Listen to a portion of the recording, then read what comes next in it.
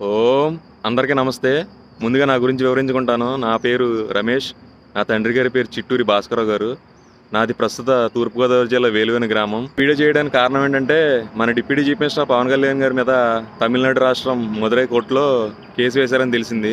దీని మీద నా మనోభావాన్ని వ్యక్తం చేయాలనిపించి వివరంలోకి వెళ్తే, నేను ఏదో న్యూస్ ఛానల్ ఈ వార్త వింటున్నానో ఆ వార్తా ఛానల్లో ఆ కేసు గురించి ఇంకా ఏమని వివరించారంటే, పవన్ కళ్యాణ్ గారు సనాతన ధర్మం గురించి వక్రీకరించి మాట్లాడారని, సనాతన ధర్మం ఒక సంస్కృత పదమని, అది సాంఘిక న్యాయానికి, సమానత్వానికి, మహిళా సాధికారతకు వ్యతిరేకంగా ఉందని, దాన్ని నిర్మూలించాల్సిన అవసరం ఉందని ఆ కేసు వేశారని.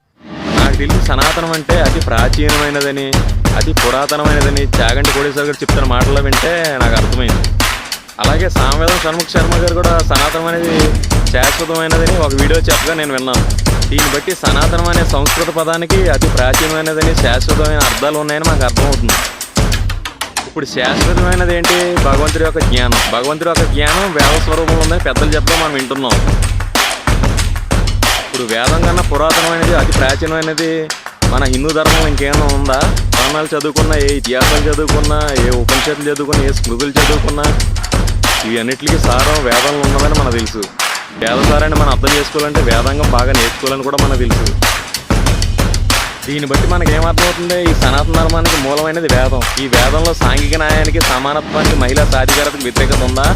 సనాతన ధర్మం వర్ధిల్లాలని నా భగవంతుడిని ప్రార్థిస్తున్నాను.